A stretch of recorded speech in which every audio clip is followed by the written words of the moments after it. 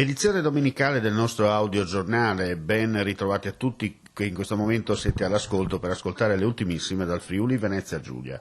I casi accertati positivi al Covid-19 sono 2.745 con un incremento di 14 unità rispetto a ieri. I totalmente guariti sono 698, mentre i clinicamente guariti, persone senza più sintomi ma non ancora negative al tampone, 215. 3 decessi in più rispetto a ieri, che portano a 225 il numero complessivo di morti da Covid-19. Lo ha annunciato il vicegovernatore con la delega alla salute e protezione civile del Friuli Venezia Giulia, Riccardo Riccardi, dalla sede operativa di Palmanova. Per quanto riguarda i decessi, quello di Trieste è il territorio più colpito, 111, Udine 66, Pordenone 44 e Gorizia 4. Relativamente ai casi positivi, l'area giuliana registra 1.108 infettati, Udine 910, Pordenone 591 e Gorizia 132. A questi si sommano 4 persone non residenti in Friuli Venezia Giulia. Sono 25 i pazienti che attualmente si trovano in terapia intensiva, mentre i ricoverati in altri reparti risultano essere 140 e le persone in isolamento domiciliare 1.172. È ancora alto, ai noi, il numero di sanzioni comminate nella giornata di sabato dalle forze dell'ordine in Friuli Venezia Giulia per violazione alle restrizioni sulla mobilità. Su 3.762 persone controllate, 189 sono state sanzionate, 2 sono state denunciate. Inoltre sono state denunciate altre 7, ma per reati diversi. Sono stati infine controllati 996 attività o esercizi commerciali, nessuno di questi è stato sanzionato. Stavano celebrando la Pasqua ortodossa in chiesa, incuranti delle disposizioni sulla mobilità e le distanze interpersonali.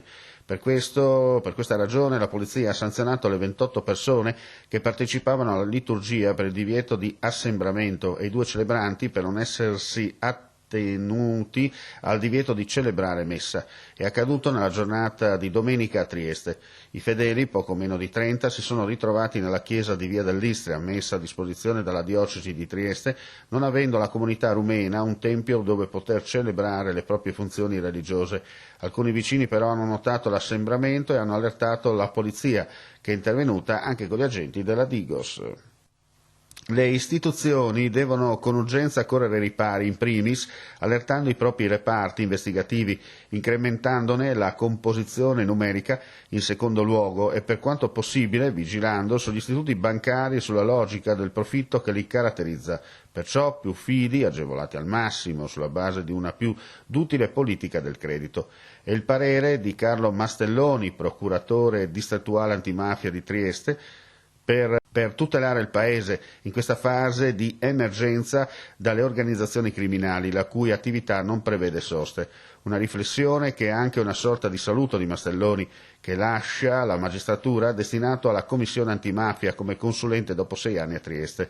Mastelloni, che ci troveremo in una fase simile a quella post-bellica, dove la disoccupazione sarà paurosamente aumentata, dove mancherà denaro liquido. Sarà poi il critico il rintraccio di materiale sanitario per contenere la reinsorgenza del virus che ci affligge.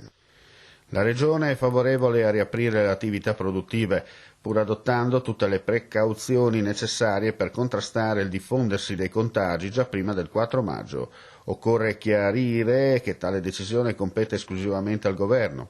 Il nostro dovere è pertanto quello di farci trovare pronti e di lavorare in vista di quel traguardo assieme a tutti i soggetti interessati affinché la cosiddetta fase 2 sia caratterizzata dal minor numero di disagi per il territorio, sia in termini di rischi epidemiologici che di ricadute economiche. Lo ha detto oggi il Presidente della Regione Friuli Venezia Giulia, Massimiliano Fedriga, nel corso di un incontro su un piano d'azione in vista della riapertura delle attività produttive, al quale hanno partecipato anche rappresentanti regionali delle parti datoriali e sindacali.